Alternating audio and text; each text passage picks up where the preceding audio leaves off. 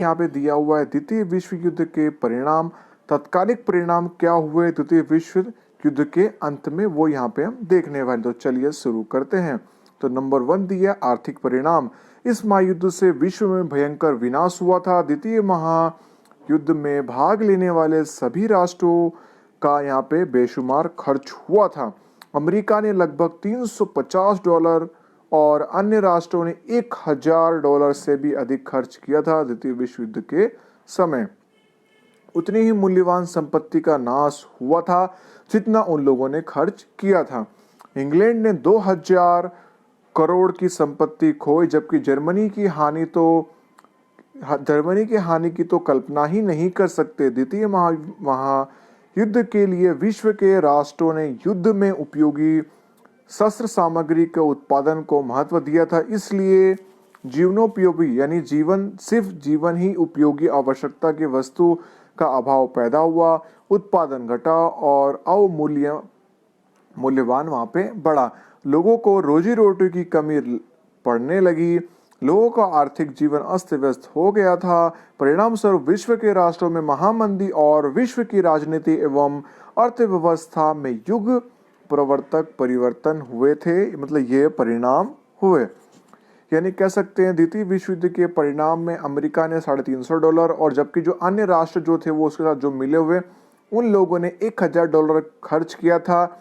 जबकि यहाँ तक कि इंग्लैंड ने 2000 करोड़ की संपत्ति उस समय खोई थी, जबकि सबसे ज्यादा घाटा कह सकते हैं जर्मनी, जिसकी हम कल्पना ही नहीं कर सकते हैं, क्योंकि द्वितीय विश्व युद्ध के समय सभी जो देश थे वो अपना सारा खर्च जो था वो साधन सामग्री पे खर्च करने पे महत्व देते थे। तो इस प्रकार द्वितीय विश्व युद्ध के अंत में जितना उन्होंने खर्चा किया उतना ही उनका क्या हुआ, विनाश भी, मतलब वहां पे नुकसान भी हुआ। यानी दोनों तरीके से कह सकते हैं, एक तो हमारे लोग मारे गए, पैसा भी खर्च हुआ और जो संपत्ति हमारी बनी हुई थी उसमें भी क्या हो गया, नष्ट वो हो गई। तो ये सारे परिणाम हुए। नंबर 2 हमें दिया गया चीन में साम्राज्यवाद की स्थापना। रूस में हुई बोल्शेविक क्रांति 1917 में साम्यवादी स्तर पर भावी विकास पथ पर तेजी से अपनाकर जो प्रगति प्राप्त की, उससे विश्व भर में अनेक राष्ट्र प्रभावित हुए थे। चीन भी प्रभावित हुआ था। द्वितीय विश्व युद्ध के बाद जापान की शक्ति तीक्ष्ण यानी कह सकते हैं धीमी हो गई थी। इन परिस्थितियों में चीन पर से उसका प्रभाव जो था वो घट गया था। उसका लाभ लेकर वहां माओ तशे तुंग के नेतृत्व में चीन में हुई क्रांति के अंत में साम्यवादी शासन की स्थापना हुई, यानी 1949 में स्थापना हुई। किसके अंदर, यहाँ पे तो चीन में साम्राज्यवाद की स्थापना किस तरह हुई, तो यहाँ पे ये हमने देखा। तीसरा यहाँ पे हमें पॉइंट दिया कोल्ड वर्ल्ड वार कह सकते हैं यहाँ पे, यानी शीत युद्ध थी, कोल्ड वार का जन्म, यानी दूरगामी परिणाम जिसके हमें देखने मिला, तो इसके मतलब दूर का परिणाम देखने मिला। तो देखते हैं यहाँ पे द्वितीय विश्व युद्ध के बाद विश्व जो था वो अमेरिका, रूस, इन दो महासत्ताओं में विभाजित हो गया था। युद्ध के दौरान दोनों राष्ट्र ही मित्र थे, कौन, अमेरिका और रूस। युद्ध के पश्चात दोनों के बीच मतभेद बढ़ता गया। इस तरह लोकतंत्रात्मक देश अमेरिका, साम्यवादी देश रूस परस्पर विरोधी गुट के रूप में खड़े हुए थे, यानी एक दूसरे के अपोजिट में। इन दोनों गुटों के विश्व के छोटे देश अपनी अनुकूलता के अनुसार शामिल हो गए। दोनों गुट ने एक दूसरे के मत का खंडन और अपने मत के समर्थन के लिए जीन वाक युद्धों और विचार युद्धों को अपनाया। उसने शस्त्रहीन यानी ठंडे युद्ध की स्थिति का सृजन किया और इससे अनेक बार तृतीय विश्व युद्ध होते होते बच गया था, यानी बातचीत से बात करना या फिर उससे वार करना, तो ये कह सकते हैं शीत युद्ध। ये जो आप स्टूडेंट सिंबल देख रहे हैं ये संयुक्त राष्ट्र का क्या है, सिंबल है, ये ध्यान रखना है, एग्जाम में एक मार्क्स के लिए पूछा जाता, तो संयुक्त राष्ट्र का प्रतीक भी कह सकते हैं। प्रथम विश्व युद्ध के अंत में विश्व में अंतर्राष्ट्रीय शांति की स्थापना के उद्देश्य से राष्ट्र संघ की स्थापना की गई, परंतु द्वितीय विश्व युद्ध हुआ और यह अमेरिका के राष्ट्रपति के द्वारा बनाया गया था, जो उस समय प्रथम विश्व युद्ध के बाद जो देशों के बीच में जो मतलब यहाँ पे मतलब बातचीत जो चल रही थी, मतलब वहाँ पे विफल जो हो रही थी, यहाँ पे एक दूसरे के बीच कानाफूसी जो चल रही थी उसे रोकने के लिए किया गया था, लेकिन वो किसी पर प्रभाव न डाल सका। और द्वितीय विश्व युद्ध पूरा होने पर विश्व में पुनः एक बार शांति, सुरक्षा और सह-अस्तित्व के उद्देश्य से संयुक्त राष्ट्र यूएन यानी जिसे हम कह सकते हैं यूनाइटेड नेशन की स्थापना की गई। 24 अक्टूबर 1945 में इसकी स्थापना की। उसका कार्यालय न्यूयॉर्क यानी अमेरिका के अंदर आया हुआ है। संयुक्त राष्ट्र का मुख्य कार्यालय न्यूयॉर्क में आया हुआ है। तो स्टूडेंट से 1 मार्क्स के लिए सवाल पूछा जाता है। तो चलिए अब हम यहाँ पे देखते हैं जो अमेरिका में आया हुआ है। अमेरिका द्वितीय विश्व युद्ध में शामिल हुआ। उसी समय संयुक्त राष्ट्र की स्थापना की दिशा में प्रयास चल रहे थे। मानव स्वतंत्र, शांति, सुरक्षा के उद्देश्य में अमेरिका के राष्ट्रपति रूजवेल्ट ने अमेरिकी कांग्रेस सांसद को संदेश देते हुए 4 महत्वपूर्ण बातों की घोषणा की। तो पहला, विचार और वाणी की स्वतंत्रता, और जिसमें दूसरा यहाँ पे दिया धार्मिक स्वतंत्रता, और उसके बाद तीसरा यहाँ पे दिया आर्थिक स्वतंत्रता, और चौथा यहाँ पे दिया गया भय से मुक्ति के अधिकारों का समावेश किया गया। उसके पश्चात राष्ट्रपति रूजवेल्ट और ब्रिटेन के प्रधानमंत्री चर्चिल ने अटलांटिक महासागर के एक जहाज पर 8 मुद्दे का दस्तावेज तैयार किया, यानी 8 मुद्दों का, जो बाद में अटलांटिक दस्तावेज के रूप में जाना गया। दस्तावेज में हर एक राष्ट्र की स्वतंत्रता और सार्वभौमित्व की सुरक्षा करने, शांति, सुरक्षा, सामाजिक, आर्थिक कल्याण और निःशस्त्रीकरण के विषयों का समावेश किया गया था। उसके बाद 1943 के अक्टूबर में ब्रिटेन, अमेरिका, रूस और चीन के विदेश विश्व शांति के लिए मास्को एक सिटी है, तो वहां पे एक साथ यहाँ पे सारे लोग मिले, यानी ब्रिटेन, अमेरिका, रूस और चीन, मतलब पूरे विश्व में शांति के लिए वो लोग मॉस्को के अंदर एक साथ मिले, जिसे मॉस्को घोषणा के रूप में जाना गया था। 1943 के नवंबर में तेहरान में 3 मतदाताओं के परिषद आयोजित की गई, जिसमें वॉशिंगटन में 50 राष्ट्रों के प्रतिनिधियों ने संयुक्त राष्ट्र का दस्तावेज तैयार किया, जो 1944 सितंबर में किया। 24 अक्टूबर 1945 को 51 सदस्य राष्ट्रों के द्वारा संयुक्त राष्ट्र की स्थापना की घोषणा हुई, और उसमें भारत का भी समावेश होता है। तब से लेकर आज तक 24 अक्टूबर को यूएन यानी यूनाइटेड नेशन डे के रूप में पूरे विश्व भर में मनाया जाता है। क्यों?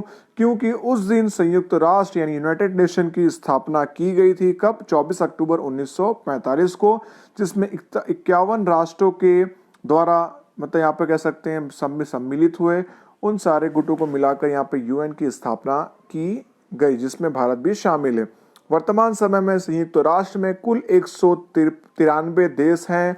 अगर कोई देश किसी देश पे हमला करता है तो वो सारे देश जो होंगे उसका क्या करेंगे? विरोध करते हैं, ऐसा होता है इसके अंदर। अगला टॉपिक हमें दिया संयुक्त राष्ट्र के अंग कौन कौन से हैं।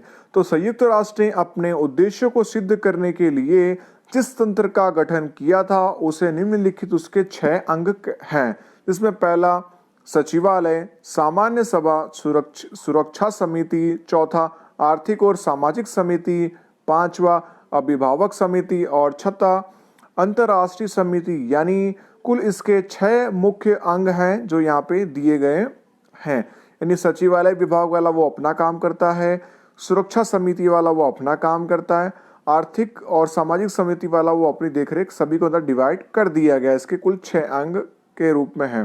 तो इन अंगों में से अंतर्राष्ट्रीय न्यायालय जो है वो नीदरलैंड के हेग शहर के अंदर आया हुआ है, यानी अंतर्राष्ट्रीय जो हमने देखा है 6वां पॉइंट जो है वो।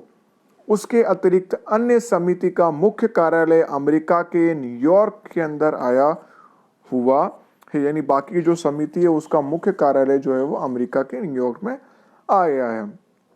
ऐसा भी आप कह सकते हैं कि जो यहाँ पे यूनाइटेड नेशन है वो अमेरिका के कहने पर काम करता है, क्योंकि वो उसका मेन है, इसलिए कह सकते हैं। जैसा कि आप सभी स्टूडेंट्स ये फिगर में देख रहे हैं, तो ये न्यूयॉर्क का जो यहाँ पे मेन ऑफिस जो है वो इस तरह का यहाँ पे, इसमें कुल 193 देश इसके अंदर अभी क्या है जुड़े हुए हैं। यानी सभी देश के प्रधानमंत्री, राष्ट्रपति जो मेन होता है वो यहाँ पे आके इस मीटिंग के अंदर बैठते हैं। पहला सामान्य सभा। संयुक्त राष्ट्र का सबसे बड़ा अंग क्या है? तो सामान्य सभा है। ठीक है, यह सभी सदस्य राष्ट्रों के प्रतिनिधियों से बनी है। इसमें प्रत्येक राष्ट्र के अधिक से अधिक 5 प्रतिनिधियों को भेज सकता है, यानी देश का 5 प्रतिनिधि जो है उसे वहां पे भेजा जा सकता है न्यूयॉर्क में। परंतु मतदान के समय प्रत्येक राष्ट्र का केवल एक ही मत माना जाता है। इसमें नंबर 1, अंतर्राष्ट्रीय संबंधों से संबंधित किसी भी विषय की चर्चा, सलाह, परामर्श या सिफारिश कर सकते हैं, लेकिन ओनली फॉर अगर किसी का चुनाव करना है तो वहां पे सिर्फ किसी भी एक देश के द्वारा सिर्फ एक ही मत दिया जा सकता है।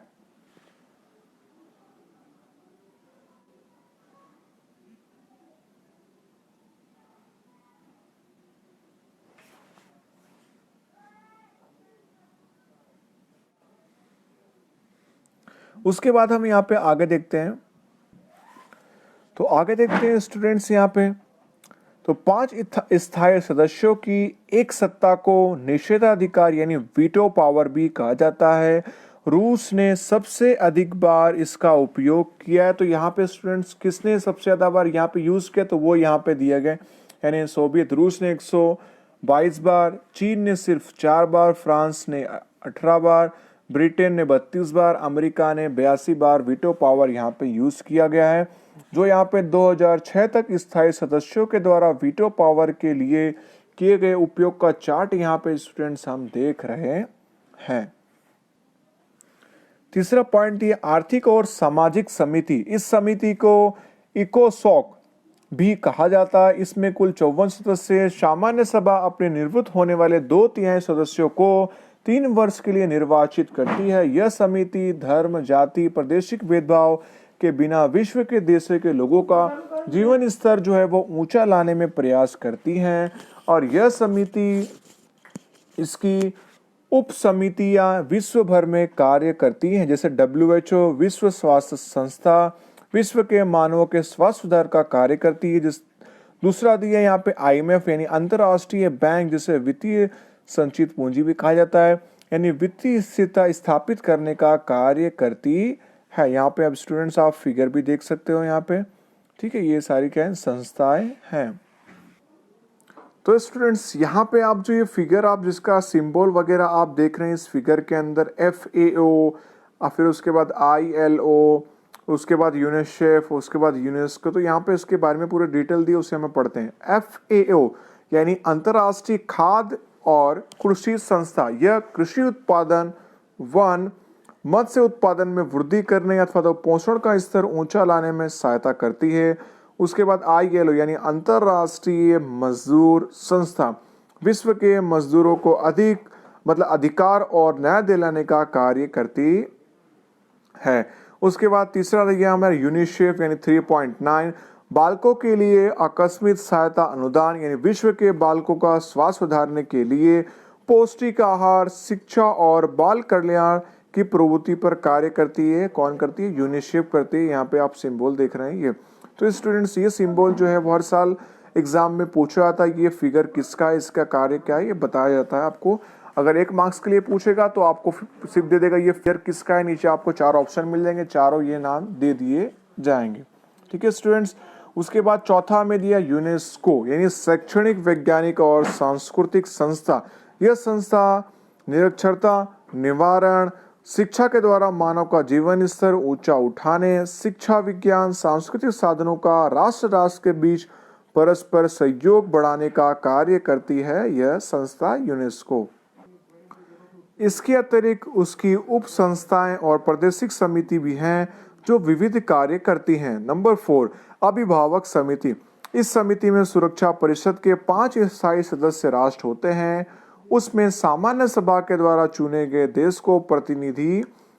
देशों के प्रतिनिधि होते हैं। पहले से अभिभावकत्व यानी मैंडेट यानी चुने गए अंतर्गत आने वाले प्रदेशों यानी जिन प्रदेशों को स्वतंत्रता नहीं मिली थी एवं द्वितीय विश्व युद्ध में पराजित हुए प्रदेशों की देखरेख के लिए ऐसी संस्थाएं जो होती हैं वो क्या करती हैं, उनके लिए यहाँ पे सामाजिक, आर्थिक, राजनीतिक जैसे सभी विषयों का विकास देखने का कर्तव्य अभिभावक समिति का करती है।